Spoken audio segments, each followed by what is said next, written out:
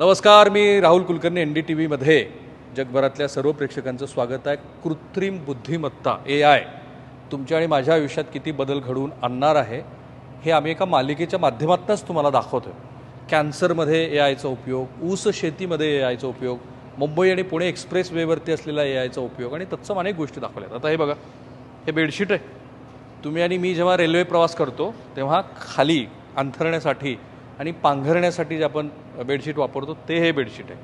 आता मी जिथे उभा आहे ना ती आपल्या पुण्यातल्याच ज्याला बूट लॉन्ड्री म्हणतात अशी ही बूट लॉन्ड्री आहे आपल्या रेल्वे विभागाची. किती मोठी आहे बघा बरं. ह्या सगळ्या मशीन्स, ह्या अगडबंब मोठ्या अशा ज्या मशीन्स आहेत ना, प्रत्येक दिवशी 40,000 बेडशीट्स इथून स्वच्छ होऊन जातात. हे बघा, ह्या भल्या मोठ्या अशा वॉशिंग मशीनच तुम्ही म्हणा, ह्या वॉशिंग मशीनमधून हे बेडशीट रोज इथून अशा पद्धतीनं ते बाहेर जातात आणि तुमच्या आणि माझ्या एक प्रवासी म्हणून सेवेमध्ये ते उपयोगाला येतात. हे ते त्या बेडशीटची लागलेले ढीग. खरं तर ही एक स्वतंत्र प्रक्रियाच आहे. आत्ता ही मशीन इथला कॉन्ट्रॅक्टर सध्या उपलब्ध नसल्यामुळं ही जी बूट लॉन्ड्री आहे ती सध्या ऑपरेशनल नाही आहे गेल्या 8-10 दिवसापासून. पण जशी ती ऑपरेशनल होईल तशी मी एवढी भली मोठी लॉन्ड्री आणि त्याची सगळी प्रक्रिया पण तुम्हाला दाखवणार आहे क्युरिओसिटी म्हणून.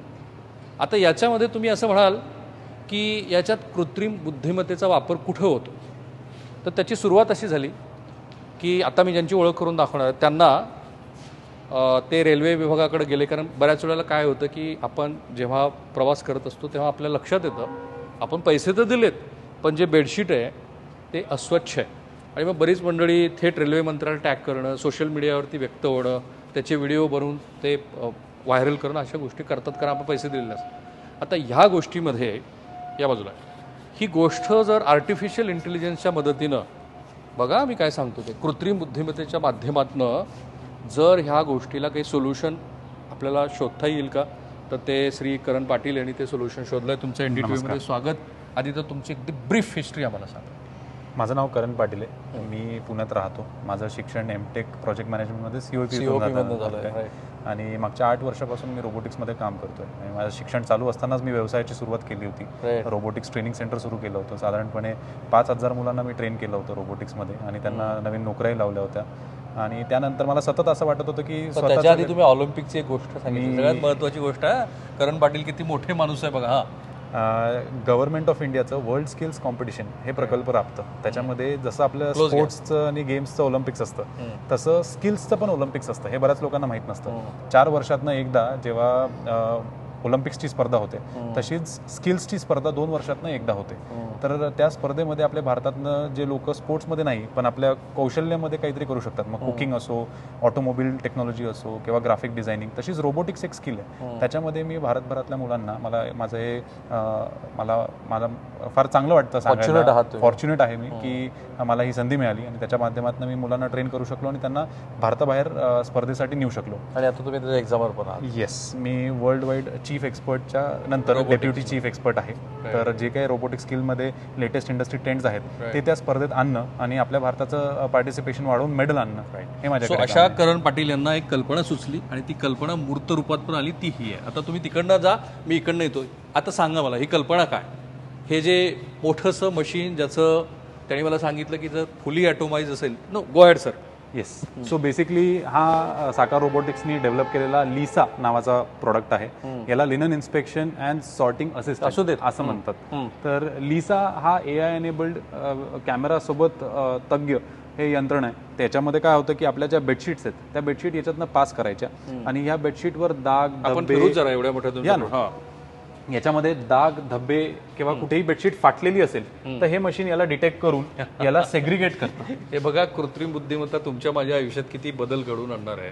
आर्टिफिशियल इंटेलिजन्सच्या मदतीनं मला करण सांगत होते फक्त रेल्वेच का, हॉस्पिटॅलिटी मॅनेजमेंट जे आहेत किंवा हॉस्पिटॅलिटी बिझनेसेस आहेत तिथे हे खूप उपयुक्त असणार आहे. यांचं हे लिजा बेडशीट फाटलेलं खराब असलेलं म्हणजे रेल्वेतनं लोक प्रवास करतात पण ते प्रॉपर्टी स्वतःची नसल्यावर कसं वापरतात हे तुम्हाला आणि मला माहिती आहे. त्याच्यावर तेलाचे डाग, शू पुसण्याचे डाग काही तिकडे घाण असेल ते पुसून टाकायचं. मग अशा सगळ्या बेडशीट जेव्हा इकडे येतात तेव्हा त्यांना वॉश करणं ही एक टास्क असते आणि ती वॉश झाल्यानंतरची जी चेकिंग प्रोसेस आहे ती हे सिस्टम करतं. आणि तुम्ही रेल्वेकडे आधी गेलात एक कॉन्सेप्ट घेऊन. हां, म्हणजे आम्ही रेल्वेकडे त्यांना विचारायला गेलो की खूप सगळे प्रॉब्लेम्स असतील आणि आम्ही एक स्टार्टअप आहोत, we are hungry for problems, तर मग आम्ही काही सॉल्व्ह करू शकतो का तुमच्यासाठी, काय आम्ही तुम्हाला टेक्नॉलॉजी देऊ शकतो का. मग त्यांनी आम्हाला सांगितलं की हे बेडशीटला सोशल मीडियावर लोक टॅग करून कंप्लेंट करतात की बेडशीट चांगली मिळत चला इकडे जाता येईल आपल्याला. आणि ह्या बेडशीट जेव्हा चांगलं मिळत नाही तर यांचं रिझन काय की आता रेल्वेमध्ये 2% क्वालिटी चेक होतं. 2% 2% म्हणजे समजा 20,000 बेडशीट असतील. करेक्ट. तर 2% म्हणजे किती झाले? म्हणजे त्याचे 400 बेडशीट फक्त चेक होतात. म्हणजे 19,900 किती 19,600 तेवढे होतच नाही. होत नाही आणि म्हणून लोक नाराज असतात. सो आता त्याच्यावरती आर्टिफिशियल इंटेलिजन्सच्या माध्यमातून त्यांनी सोल्युशन काढलंय. एक छोटी छोटी माहिती देऊ. वर कॅमेरा आहे ना? हो, याच्यावरती हा आता ब्लॅक बॉक्स आहे. राईट. ह्या ब्लॅक बॉक्समध्ये हा पूर्ण अंधार करून याला लाईट कंट्रोल आपण केलेलं आहे. तर काय होतं की आर्टिफिशियल इंटेलिजन्स जरी असलं तरी याला काही कन्स्टंट असतात, याला काहीतरी आपल्याला एक फीडिंग द्यावं लागतं. तर त्याच्यामुळे नॅचरल लाईट आली तर त्याची रिफ्लेक्शन किंवा शॅडो हे त्याला डार्क डिटेक्ट करू शकतं. तर तसं होता कामा नाही म्हणून आम्ही याला एक ब्लॅक बॉक्स केलं, खालतून एक लाईट दिली. ही लाईट आहे, खालून दिलेली लाईट आहे, दाखवा ते. हां, ही खालती इकडे लाईट दिलेली आहे. तर मग ही लाईट काय करते, हा जो इकडे काच आहे याच्यावरनं जेव्हा बेडशीट पास करतो आपण तर त्या बेडशीटला इल्युमिनेट करते. तर ती बेडशीटचे खालचे डाग आणि वरचे डाग दोघं दिसायला लागतात. अच्छा, तो डाग अच्छे हैं ये नहीं चलेगा भाई? नहीं चलेगा. डाग गंदे हैं और वो निकल जाने. सो करण पाटील यांचं हे जे एक्सपेरिमेंट आहे त्यांची तिघांची मिळून ही कंपनी आहे.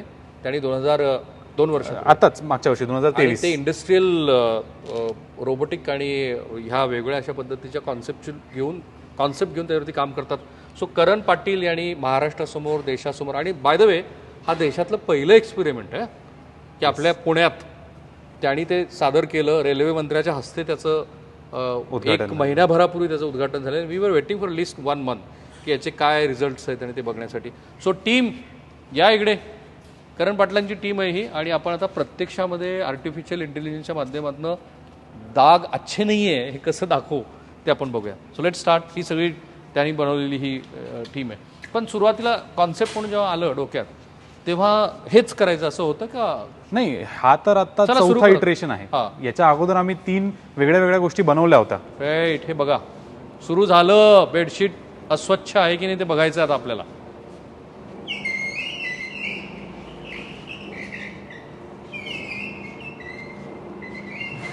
ते तिकडे स्कॅन होत आहे.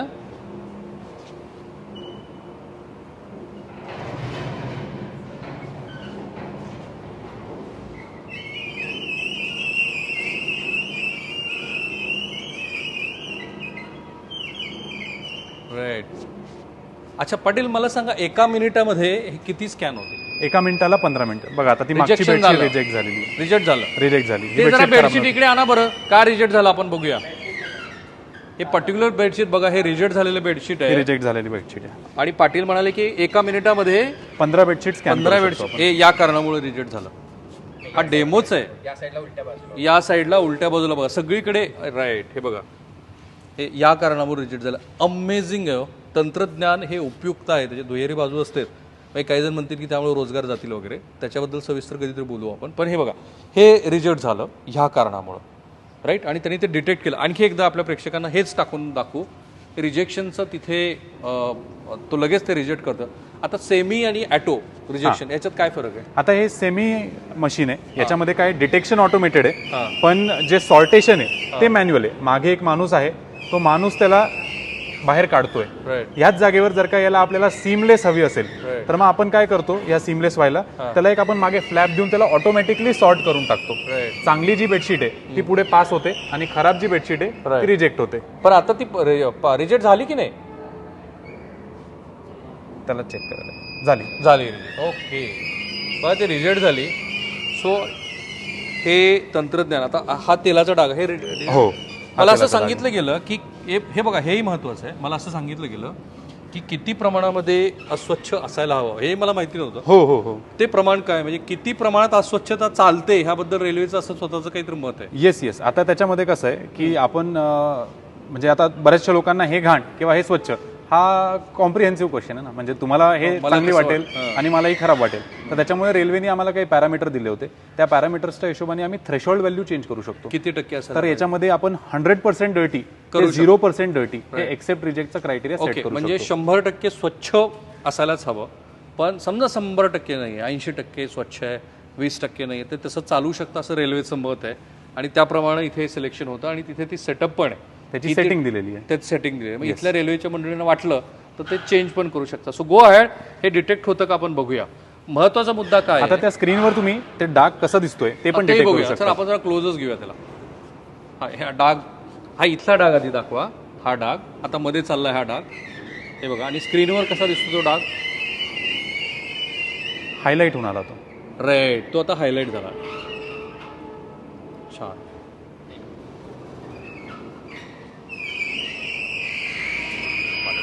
रिजेक्शन. अच्छा, तो रिजेक्ट झाला. तो रिजेक्ट झाला. आता इथे आपण इथे या तुम्ही. बघा, मला जे दाखवायचं ते दाखवलं. प्रॉबिबिलिटीज काय आहेत ह्या अशा पद्धतीच्या AIच्या माध्यमातून हे जे तुम्ही आज इन्स्टॉल केले त्यातनं किती संधी वेगळ्या पातळीवरती उपलब्ध होते व्यवसाय म्हणून आणि क्लिनलीनेसच्या दृष्टीने? नाही, आपण जेव्हा म्हणतो की प्रवासी प्रवास करणार आहोत आणि भारत हा समृद्ध भारत बनणार आहे, तर स्वच्छता ही प्राईम फोकस असली पाहिजे. कारण की आता आपण बघतो एवढे सगळे प्रवासी आहेत, म्हणजे 2 करोड प्रवासी रोज प्रवास करतात रेल्वेने. आणि यांना जर का हे चांगलं आपल्याला सिस्टम द्यायचं असेल तर त्यांना चांगली बेडशीट दिलीच पाहिजे. तर याच्यामध्ये आता काय, हा पहिला सिस्टम आहे, पहिला आपण इम्प्लिमेंट केलेला आहे. AI is always data hungry, म्हणजे त्याला अजून आणि अजून इमेजेस, अजून आणि अजून डेटा लागतो. तर आता हा जो आहे हा साधारणपणे 82% ॲक्युरेसीवर काम करतोय. आणि या ॲक्युरेसीला आम्ही पोहोचण्यासाठी साधारणपणे 50,000 ते 1,00,000 इमेजेसवर ट्रेन केला होता हा डेटा. तर आता हे जेव्हा सिस्टम लागेल तेव्हा या सिस्टमला लागल्यानंतर अजून याच्यामध्ये डेटा फिडिंग होत राहील. तर ते 85% वरनं 95%, 98% पर्यंत कसं पोहोचता येईल, ही जर्नी इम्पॉर्टंट आहे. एक जे नॉन टेक्निकल, आता मी पण नॉन टेक्निकल आहे, AI कसं डिटेक्ट करतं हे अस्वच्छता? आम्ही काय केलंय, त्याला पहिले 50,000 ते 1,00,000 इमेजेस दाखवले, खराब स्वच्छ काय आणि चांगलं काय. ते त्याला आम्ही मॉडेलला शिकवलं की आता ही पांढरी बेडशीट, तर त्याच्यावर हे पण ते डाग डिटेक्ट करू शकतं.